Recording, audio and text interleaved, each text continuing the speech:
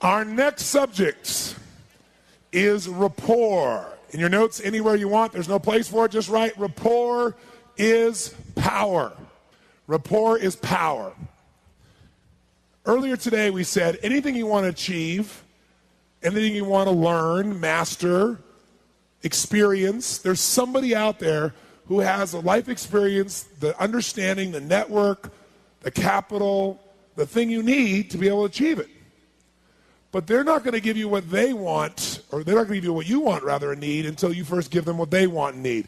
And you're not even going to find out what they want and need until you first get in a relationship of rapport. If you don't do that, you're never going to learn anything. Rapport is power. What is a relationship of rapport? Rapport means total responsiveness between people. When someone is totally responding to you, and you're totally responding to them, you're in rapport. There's that connection. It's that spark that happens in certain communications or relationships. Now, everybody wants to create rapport, have it, but most people only get rapport with people who are like whom? Themselves, and they lose with everybody else, which means you got a very limited world. So we want to take it to a different level. So let's say, for example, if I said to you right now, guys, I want you to go out to a local restaurant or bar, and I want you to meet somebody, and I want you to develop rapport with them, a connection with them. How many feel like you could do that? No problem. Say aye. And if you're not raising your hand, you're probably selling yourself short. Of course you could. How would you do it, though? You'd walk in this restaurant or bar, you meet somebody, and you'd engage them in conversation by asking a few what? Questions. Now, is it possible to ask a few questions and have a conversation and go poof, and just die? Is that possible? Yes or no? So questions don't create rapport. Questions are a tool we use to dig for something. What are you digging for when you're asking these questions? You're trying to find something in what? That's right. So write in your notes, rapport is created by a feeling of commonality. Rapport is created by a feeling of commonality. Rapport is created by a feeling of commonality. When we feel like we have something in common with someone, there's a spark. Now, here's the problem. If rapport is created by a feeling of commonality, most people try to get rapport by using words. But you've already learned something. What percentage of our communication skills are words? What percentage? 7%, which means you're leaving out 93% of your skills, which is why most people don't get rapport with a large number of people.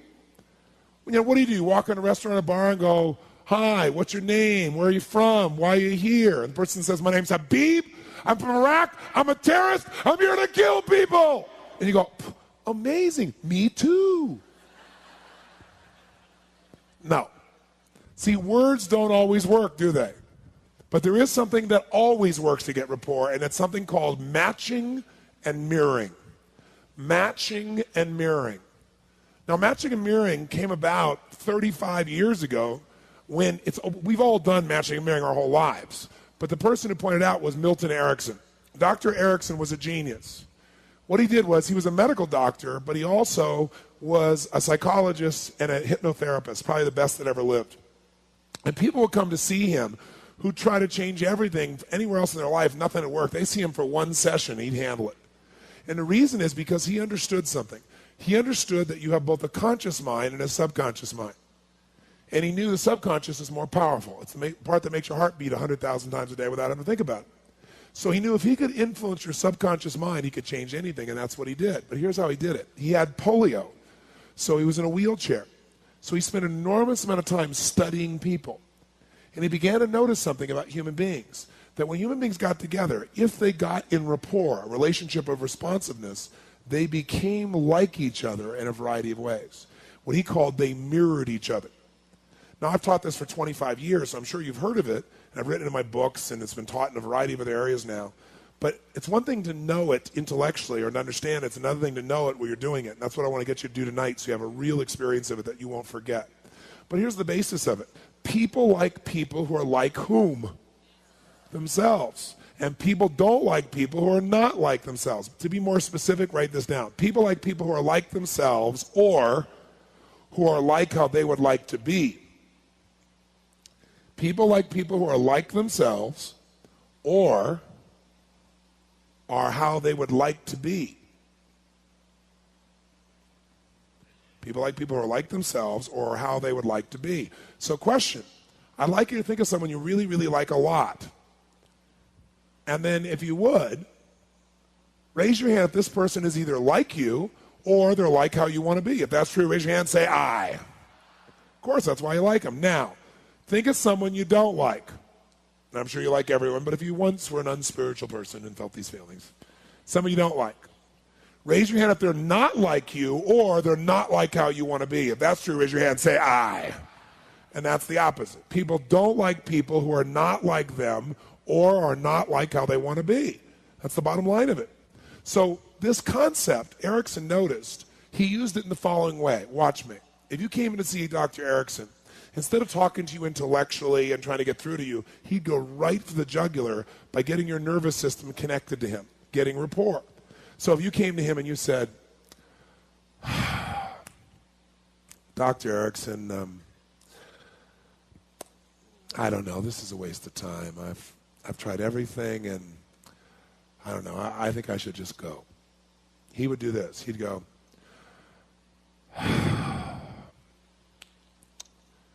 I'm sure it looks that way on the surface, but you haven't tried this, so you haven't tried everything, and I think you should stay. And the person would go, something about this guy I like.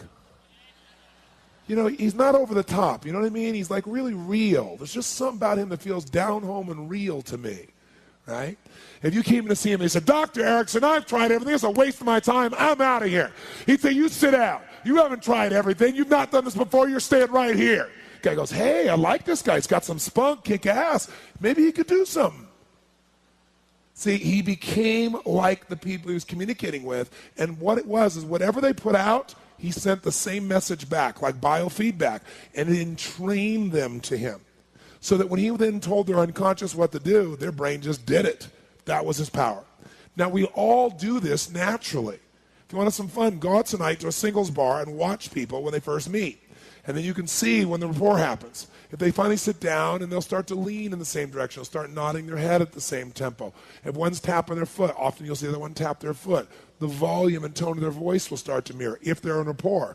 If they're out of rapport, you'll see them in direct opposites of this nature. Now, if you want to be effective then, mirroring is so easy. We do it naturally, but here's the problem. Most people wait till they have enough words in common that then they put the voice in common and the body in common. But words are only 7%. They don't work all the time. And by the way, do we judge people in a matter of seconds by their style, yes or no? That's right. Write this in your notes. Style is more important than substance initially. Style is more important than substance initially. That sounds terrible, but it's true. Style is more important than substance initially. Now, notice I say initially. If you don't have any substance, it's not going to last. But you can have lots of substance and no style, and people never hear a word you say. No one will ever get to know what you believe. I'll give you an example. How many have ever dealt with somebody whose tone of voice alone drove you up a wall and you couldn't listen to anything they said? They had like dentist drill tonality. How many have been with somebody like this? Say I. Okay? So that style gets in the way of substance. Now, let's give an example. Let's say you and I want to mirror someone. We want someone to feel connected to us, and we're going to do it on the phone. What are some aspects of the voice that you could mirror that would make them unconsciously immediately feel connected to you? What are some aspects? You tell me. Okay, tone of voice, as we just said, is a perfect one. Because if you're talking like this, and they're talking like this, and I say, well, I don't know, what do you think? You're not going to feel very comfortable through time. Tone of voice is huge. If you mirror someone's tone of voice, they will feel connected to you and not even know why. What else besides tone of voice could you mirror on the phone? Okay, tempo. What kind of person talks at this particular pace like I'm talking right now? What kind of people talk at this particular pace? What part of the country tends to talk at this pace? Come on, where? Where? What part of the country? Where? And New York would be good. One New York would be a good example. How do people talk more like this? Feel about those fast-talking city slickers. Do they trust them? No. They don't even know how to say the word dog. How does a fast-talking person feel about a slow-talking person? What do you think, Mary? Mary, what do you think, Mary? What do you think, Mary? What do you think? Mary goes, well, what? How many have ever seen this mismatch between two people? Right? What else besides speed? Volume. Loud talking people, who do they like? They love loud talking people. They know you're a real man, you're a real woman too. Who else likes loud talking people? Deaf people like loud talking people. But how do quiet talking people feel about those loud talking people? They're obnoxious, aren't they? And of course, intelligent people talk like you and I do, don't they? Do we judge people in a matter of seconds by their volume, by their tone, by their tempo? Yes or no? You better believe we do. What else could you mirror on the phone? Terminology, key words. There's certain words people use again and again.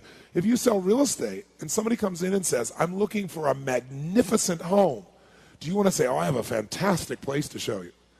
No, I had this experience myself once. I said, I'm looking for this. No, I got a fantastic place. Fantastic and magnificent may be the same to you, but I guarantee they aren't for the other person. If you mirror their words, they will feel heard, they will feel understood, and they will also feel you're as smart as they are. What else besides words? Tone, tempo, volume. Accent? Well, only if you really have that accent. Because if you try to duplicate it and it's not really your accent, you're going to break rapport, right? What about the body? What could you mirror in the body if you were there in person? What could you mirror? Posture is very powerful. They're really upright, you're upright. They're more relaxed, you're more relaxed. What else? Gestures. Watch this. If somebody's talking, and people are funny, when they're making important points, people have idiosyncratic gestures. Idiosyncratic mean gestures that are all their own. So if you're talking to this guy and he says, I don't think so, I think we ought to do this, and he makes this funny little gesture when he's talking about what he really wants to do. If you turn back to him and say, you know, that's a great idea. Can I ask you a question, though? What if we did this instead? You make that same little motion with your hand and look at him and be like, oh, a friend. You think I'm kidding. You go out tonight at dinner and you find somebody who's on an angle to you or in front of you. Don't even look at them. Just mirror them for 5 to 10 minutes. They reach for the glass, reach for the glass. The glass is empty, no one's going to notice. Just reach for the glass. They bring it up, they bring it down, bring it down. They reach for the fork, reach for the fork. 5 to 10 minutes. 5 minutes usually, 10 minutes max. After you've done this for 5 to 10 minutes, you want to have some fun? Reach for your glass and watch what they do. They'll reach for it like that. It's called pacing and leading. It's also known as entrainment.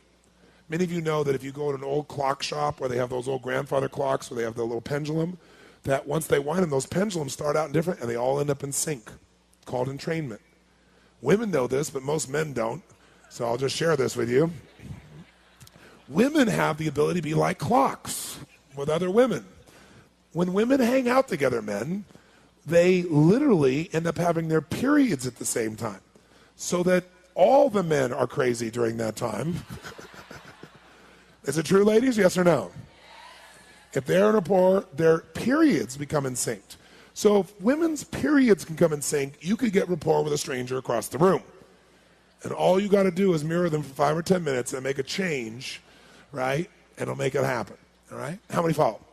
So what else besides posture could you mirror in the body? What else? Gestures, we already said. What else? Facial expression. Most of us, if someone's telling you a story and they're like really into their story and they're making these faces, do you sit and look at them like this? No, you look back and make the same stupid look back. What about eye contact? A lot of business people and salespeople have been taught a total lie. They've been taught, like, if you're really, truly going to influence someone, you must look directly into their eyes and not break eye contact for 45 straight minutes. This way they know you really mean it. There's only one problem with that. The problem is people like people who are like whom? Themselves. So if you got somebody who just stares in your eyes and doesn't blink for 45 straight minutes, it's going to freak you out. What kind of person stares in your eyes and doesn't break eye contact? Aliens, that's who. Most humans look away, right? So if they look away, give them a break and look away. Don't make them crazy. Now, if you meet somebody who like locks eyes with you and doesn't break eye contact, you lock eyes right back, you keep them on them for 45 minutes, they'll know you're an alien too, it'll build rapport. What else? What else besides eye contact, facial expressions, gestures, posture? Come on, what else? Breathing. Breathing's very powerful, one of the most powerful. If you breathe at the exact same pace as another person, you will feel what they are feeling, period. But you got to be breathing from the same location, the same tempo. And breathing is magnificent because it really hooks you to this person. How many of you can think of a time in your life when you were breathing at the same pace as another person and you felt really close for some reason? Anybody think of a time like that? See, I used to do a lot of sexual therapy for couples, and when you help people in this area, you get a practice, because people pay anything, they'll fly anywhere to get this part of their life handled. So I ended up with a 6-month waiting list, no exaggeration. I mean, every single day book, and people would be calling me based on referrals because I help their friends, and they'd be like, I gotta see you, gotta see you now. And I'm like, I got a 6-month waiting list. No, I'll pay you for your lunchtime. I'll buy your dinner. I'm going, look, how about I refer you to somebody I've trained? There are lots of people I've trained. No, it's got to be you.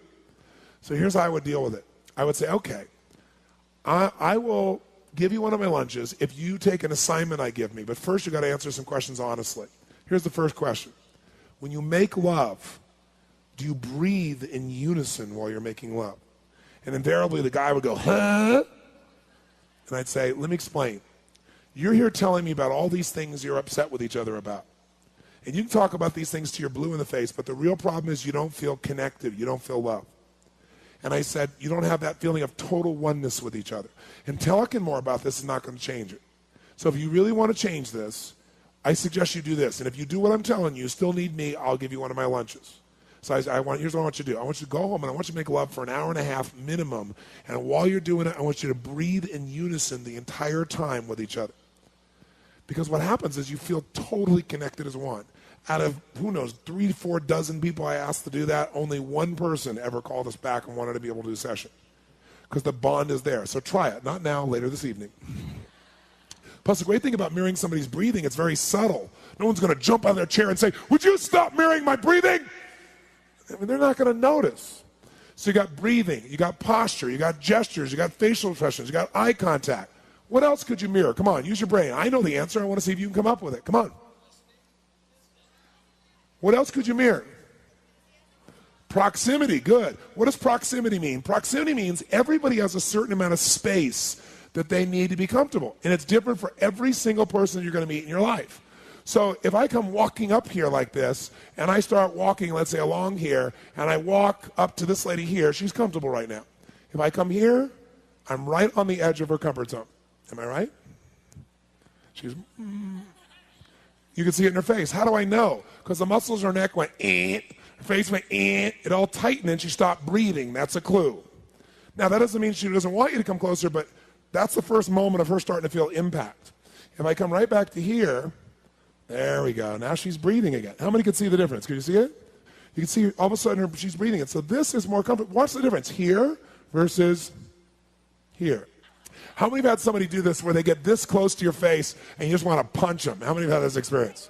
And they almost always have bad breath too, don't they? So when somebody, and are there people like that get this close in your face, yes or no? Now, if you pull back, though, you just broke rapport because that's what they need to feel good. So you got to like hang in there with those people. So it's different for every person that you meet. So how do you know? Do you just guess? No, you use your sensory what? Acuity. You have acute sensitivity to see what's the impact. Oh, I'm getting here. Is this working? Oh, I can come closer or not. Where is it? And it can change too. Someone can have initial reaction and then they can let you closer. But you pay attention because if you don't do this, breaking rapport in this area, people don't even think when you're in their space. And everybody's got different space. Who here freaks out when somebody gets too close? There's some people I'm sure in this room that are total freakouts about this. You, ma'am? In the black? What's your name? Lisa? Why don't you come down? Come on, give her a hand. Come on, give her a hand. Lisa, come on down here. Come on down here. Run down here, Lisa. Run down here. Run down here. Run down here.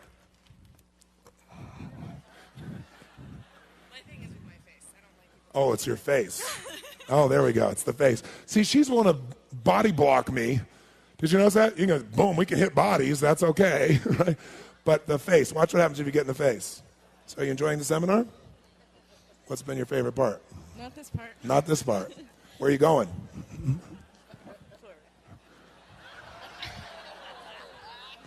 Now, notice when you get too close to her face, did you see that? How many saw that instant reaction?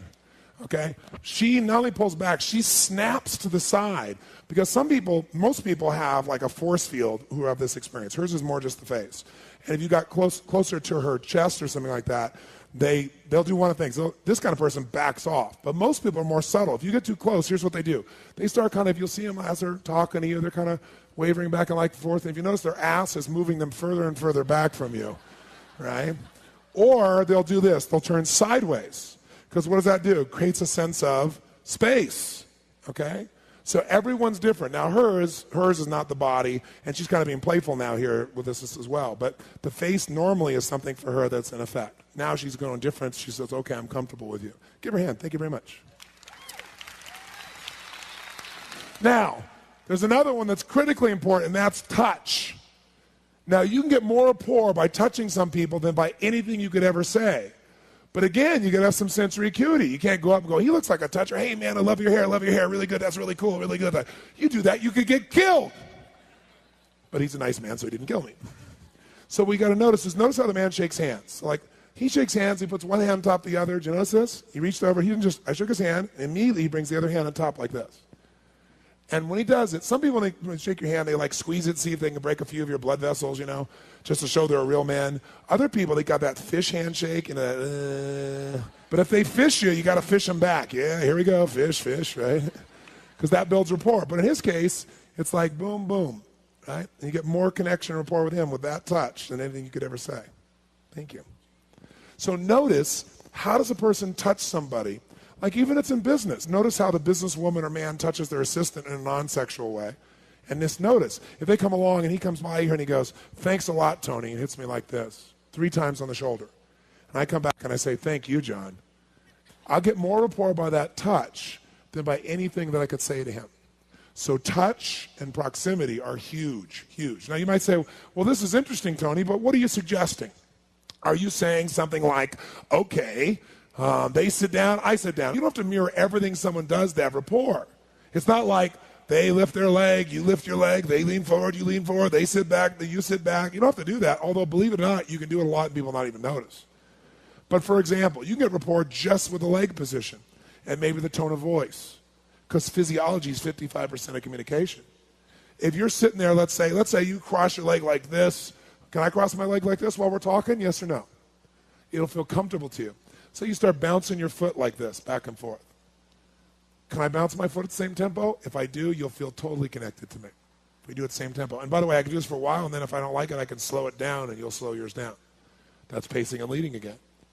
But if you do this, if they cross their leg, and now they go uncross, you don't have to uncross the moment they uncross. Wait till you go to say something and say, you know what? Because when you go to speak, speaking requires a change of physiology, and no one will ever notice what you're doing. Right? It's very unique. Now, it is true if, they lean forward. Are you saying, well, right, they lean forward, I lean forward. They lean back, I lean back. They cross their leg, I cross my leg. They pick their nose, I pick my nose. Exactly. No, you don't have to do everything. And if you start going like this, when they're mirroring, you start going, after about 20 minutes, they're going, what's wrong with you? But you'd be surprised. You can mirror people and be mirroring almost everything they're doing, and they rarely, if ever, notice it, right?